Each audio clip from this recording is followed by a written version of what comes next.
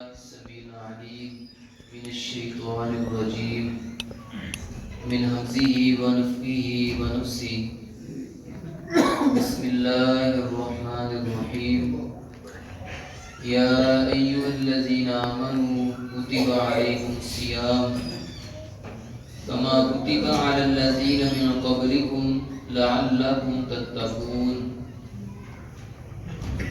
اللہ رب العزت فرماتے ہیں اے ایمان والو، تم پہ روزے فرض کیے گئے ہیں جیسے یہ پہلے لوگوں پہ فرض کیے گئے تھے. لعلکم تتقون، اور روزوں کا مقصد یہ ہے کہ تمہارے دلوں کے اندر اللہ کا ڈر آ جائے، تم متقی بن جاؤ، پرہیزگار بن جاؤ. کیونکہ ان اکرمکم عند اللہ اتقاکم،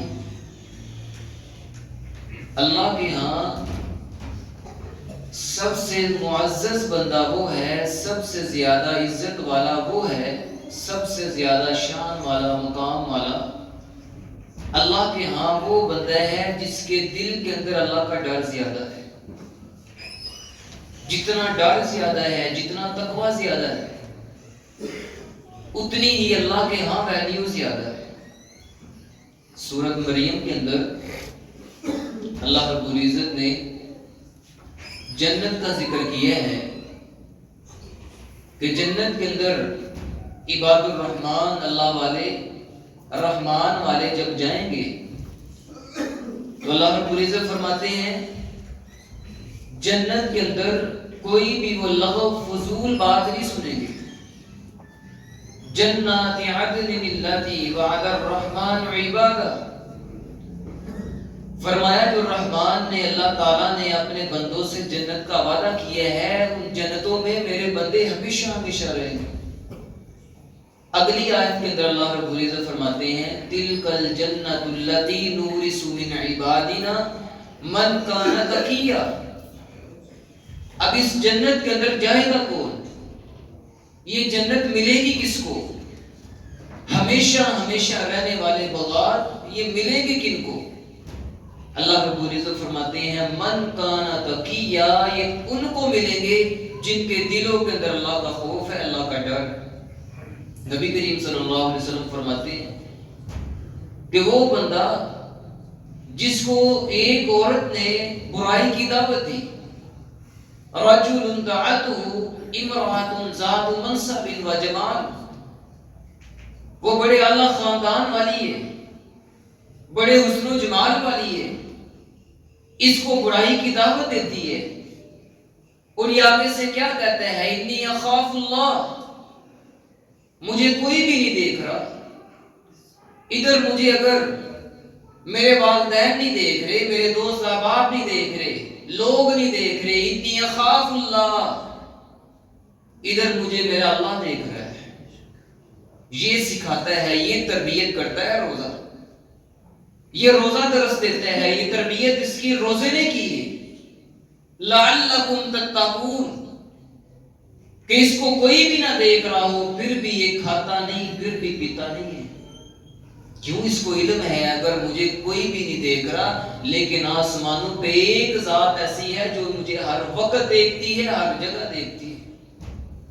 فرمایا اس کو عورت نے برائی کی دعوت دی، یہ آگے سے کیا کہتا ہے انی اخاف اللہ، میں اس برائی کے قریب نہیں جاؤں گا کیونکہ اللہ رب العزت ناراض ہوں گے، یہ اللہ کی حد ہے، اللہ کی حد پامال نہیں کروں گا.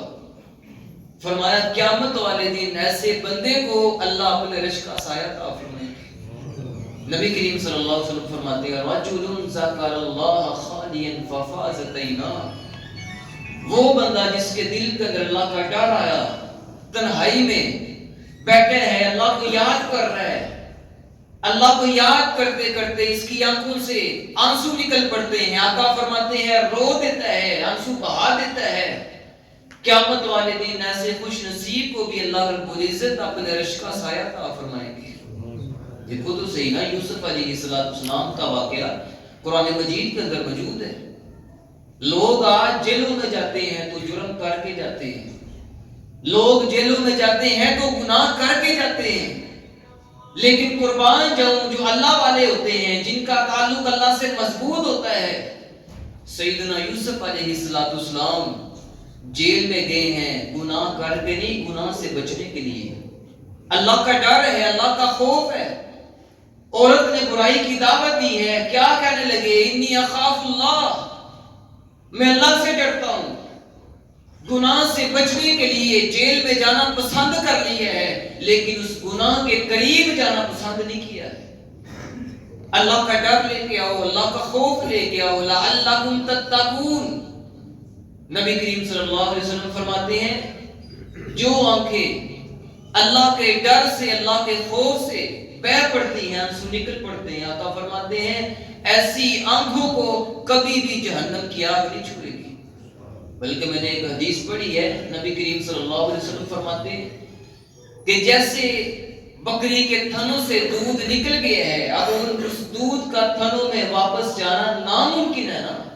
فرمایا جو اللہ کے ڈر سے روتا ہے، آنسو بہاتا ہے، جس کے دل کے اندر اللہ کا خوف، اللہ کا تقوی ہو، فرمایا جیسے تھنوں سے نکلے ہوئے دودھ کا تھنوں میں واپس جانا ناممکن ہے، فرمایا ایسے ہی اس بندے کا جہنم میں جانا بھی ناممکن ہے۔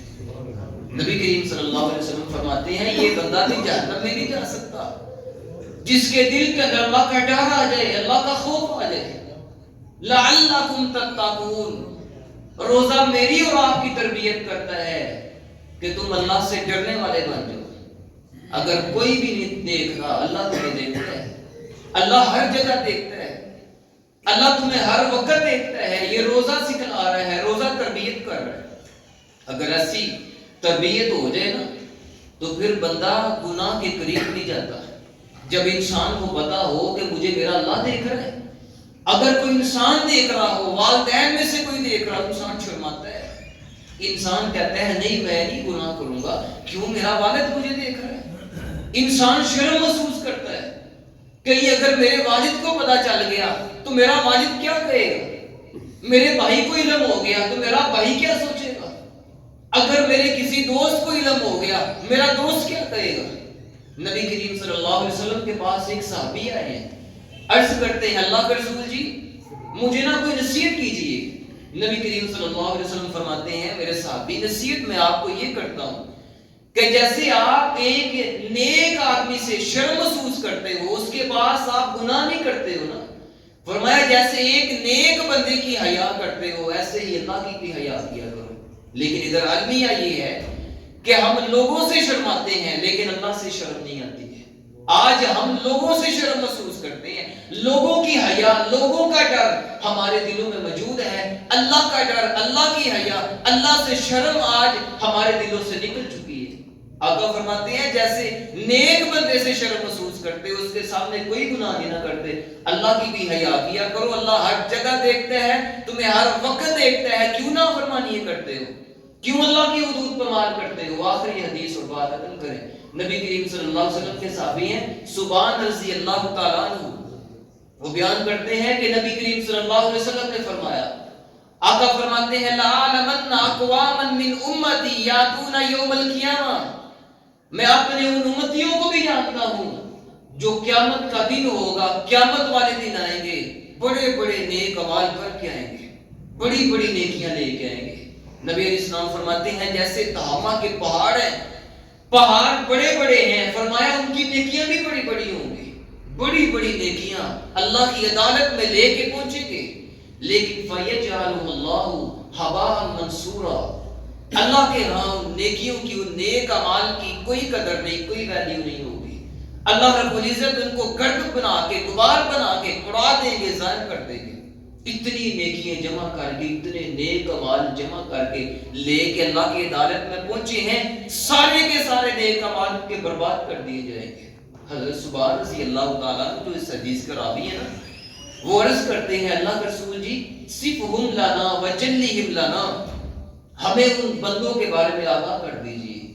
آقا یہ کون سے لوگ ہیں جو ساری زندگی نیکیاں جمع کرتے رہے، اللہ کی عدالت میں پہنچے ہیں، اللہ نے ساری نیکیوں کو گرد بنا کے ضائع کر دیا، اڑا دیا۔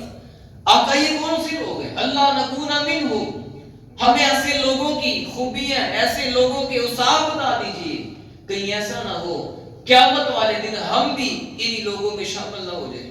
اللہ کے رسول جی آگاہ کر دیجئے کون سے بندے ہوں گے؟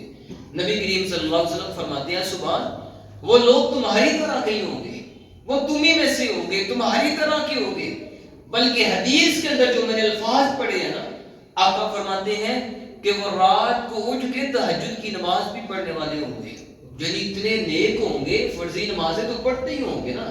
آقا فرماتے ہیں تہجد کی نماز بھی نہیں چھوڑتے ہوں گے، رات کو اٹھ کے جب سارے لوگ سو جاتے ہیں، راتوں کو اٹھ کے وہ اللہ کے سامنے وہ رونے والے ہوں گے، تہجد کی نماز ادا کرنے والے ہوں گے، لیکن اس کے باوجود بھی سارے اعمال ضائع ہیں، جہنم کا ایندھن بنا دیے جائیں گے۔ وجہ کیا ہے؟ نبی کریم صلی اللہ علیہ وسلم فرماتے ہیں وہ اللہ کی حیا نہیں کیا کرتے تھے، جب وہ تنہائی میں جایا کرتے تھے تو اللہ کی حدود کو کمال کیا کرتے تھے، بس یہی ان کا جرم تھا۔ لوگوں کے سامنے وہ بڑے نیک بنا کرتے تھے، لیکن جب وہ تنہائی میں جاتے تھے ان کی تنہائی ٹھیک نہیں تھی، ان کی خلوت ٹھیک نہیں تھی، موبائل کا استعمال ٹھیک نہیں تھا۔ آج دیکھ لو بھائی ہماری تنہائی کیسی ہیں، ہر بندہ کسی کو پتہ نہیں ہے، لیکن اپنا تو ہر ایک کو پتہ ہے نا، اپنے آپ کی تو فکر کر لو نا۔ جناب عمر بن خطاب رضی اللہ تعالیٰ عنہ جن کی بڑی شان ہے، بڑا مقام ہے، رضی اللہ عنہم ورضوا عنہ، جنت کی گارنٹیاں ان کے پاس ہیں۔ نبی کریم صلی اللہ علیہ وسلم فرماتے ہیں کبھی کھولو صحیح بخاری، کبھی کھولو صحیح مسلم، پڑھو شان عمر فاروق رضی اللہ تعالیٰ عنہ، کیا مقام ہے، کیا شان ہے اس ہستی کا۔ نبی علیہ السلام فرماتے ہیں ما لاقیت الشیطان سالکا فجن قطو الا سالک فجن غیر فجک، اے عمر جس راستے سے تو گزر رہا ہو شیطان بھی تجھے دیکھ کے اپنا راستے بدل لیتا ہے۔ یہ وہ ہستی ہیں۔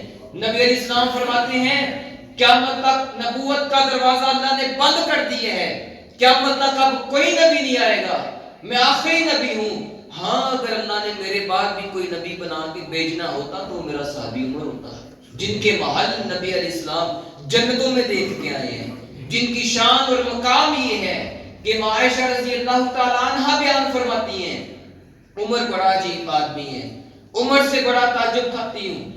فرماتی ہیں جناب عمر بن خطاب رضی اللہ تعالیٰ عنہ نبی علیہ السلام کے پاس آتے ہیں، مشورہ کرتے ہیں آقا یہ معاملہ دین کا ایسے نہیں ایسے ہونا چاہیے، آقا یہ کام ایسے نہیں ایسے کر لینا چاہیے۔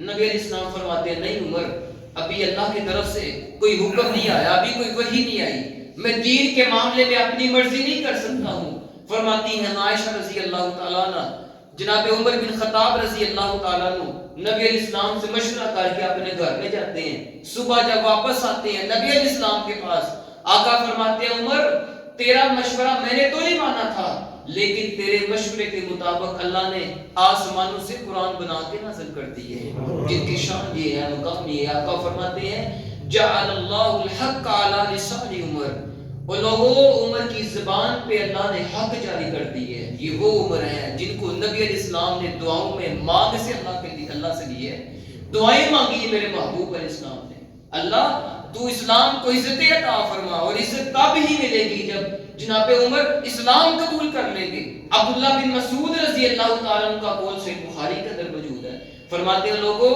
جب سے جناب عمر بن خطاب رضی اللہ تعالیٰ عنہ نے اسلام قبول کیا ہے نا، اسلام تب سے معزز رہا ہے، اسلام میں فتوحات بڑھتی چلی گئی، اسلام معزز رہا ہے۔ یہ وہ ہستی ہیں جناب عمر بن خطاب رضی اللہ تعالیٰ عنہ، اتنی شان اتنا مقام ہونے کے باوجود بھی اللہ سے اتنا ڈرا کرتے تھے، اتنا ڈرا کرتے تھے۔ فرماتے ہیں اگر آسمانوں کے دروازے کھول دیے جائیں نا، آسمانوں کے دروازے کھول کے یہ اعلان کر دیا جائے جتنے لوگ دنیا میں رہتے ہیں سارے لوگ جنت کے اندر جائیں گے، صرف ایک بندہ ایسا ہے جس نے جہنم میں جانا ہے، سارے لوگ جنت میں، صرف ایک بندہ ایسا ہے جس نے جہنم میں جانا ہے۔ فرماتے ہیں عمر کو ڈر اتنا لگتا ہے کہیں وہ جہنم میں ایک جانے والا کہیں عمر ہی نہ ہو، صحابہ اتنا ڈرا کرتے تھے۔ دعائیں بھائی آج اپنے اپنے دلوں کے اندر اللہ کا ڈر لے کے آئیں، اللہ کا خوف لے کے آئیں۔ یہ جو رمضان ہے روزے ہیں یہ بھی ہمیں یہی تربیت کر رہے ہیں، یہی سکھا رہے ہیں، لعلکم تتقون۔ اللہ رب العزت فرماتے ہیں روزے تم پہ فرض کیے گئے جیسے پہلے لوگوں پہ فرض کیے گئے، لعلکم تتقون، ان کا مقصد یہ ہے کہ تمہارے دلوں کے اندر میرا ڈر آ جائے، میرا خوف آ جائے۔ اللہ رب العزت سے دعا ہے اللہ رب العزت سے ایمانوں میں مجھے اور آپ کو عمل کی توفیق عطا فرمائے۔ وَقُولُوا قَوْلِي هَٰذَا أَسْتَغْفِرُ اللَّهَ لِي وَلَكُمْ سَائِرِ الْمُسْلِمِينَ۔